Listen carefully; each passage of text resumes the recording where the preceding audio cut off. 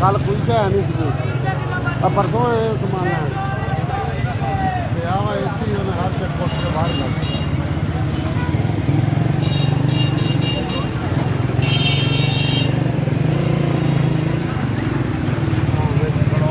खाद पदार्थ मालक बने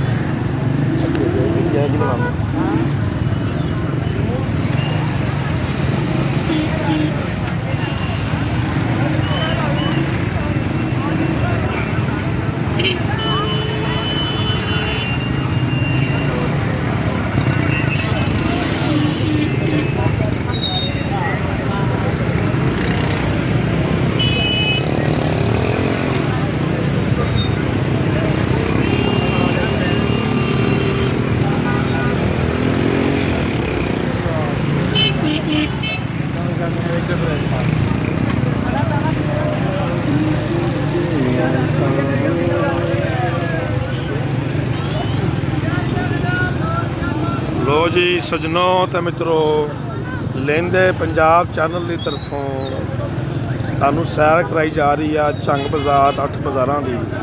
इस टाइम झंग बाज़ार च फिर रहे हैं, रात का यह वेला है तो तरीक अज 21 फरवरी 2021 असी जा रहे हैं। देखो दुकाना सजिया हुई, लोग फिर रहे हैं, बाज़ार खचा खच भरिया होया। तो सामने देखो जी तुसी वो तुहानू क्लॉक टावर जानी घंटा घर नज़र आ रहा।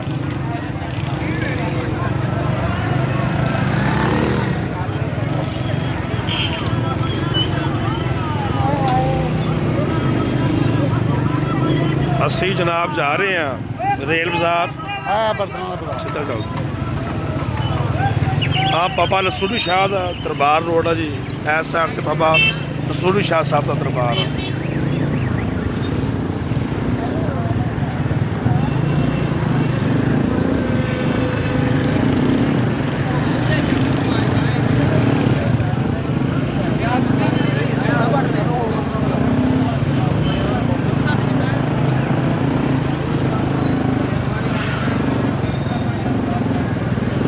ਜਿਹੜੇ लोग भी इतों सन 47 वेले माइग्रेट करके गए होंगे हिंदुस्तान तो वो अपना लैलपुर देखना चाहते होंगे तो देख लो तुहानू लहंदा पंजाब सोहना पंजाब चैनल उदों का लैलपुर तो हुंदा फैसलाबाद दिखा रहे। आ देखो दुकाना नाल नाल चल रही जी। आ देखो जी छोट बाज़ार नाल नाल चल रहे, मस्जिद आई है जी।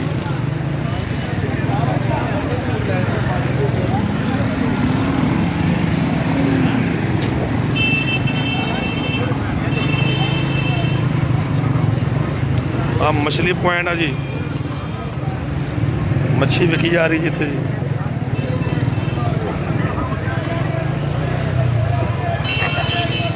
असी आस्ता आस्ता घंटा घर चौंक क्लॉक टावर चौंक पहुँच रहे हैं। झंग बाज़ार के विच फिर रहे हैं असी जी।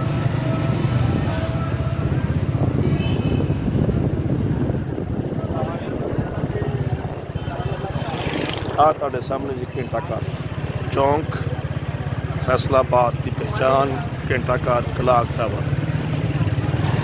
आ पुराने वेले के मकान देखो जी, आ सन 47 वेले के मकान खड़े हैं जी। आ देखो जी आ सारे सन 47 वेले के घर है जी। आ देखो जी साडा पुराना कल्चर लोगों ने ऊपर ला के अपने हैंग बोर्ड। आ देखो 47 वेले के। आ पहलवान कढ़ाई जी, मशहूर मटन कढ़ाई, पहलवान कढ़ाई। ਆਪਾਂ ਇਸ ਟਾਈਮ ਘੰਟਾ ਘਰ ਚੌਂਕ ਪਹੁੰਚ ਗਏ ਜੀ। ਆ ਜੀ ਘੰਟਾ ਘਰ ਚੌਂਕ। ਹੁਣ ਕਿੱਦਾਂ ਜਾਣਾ? ਮੈਂ ਦੱਸ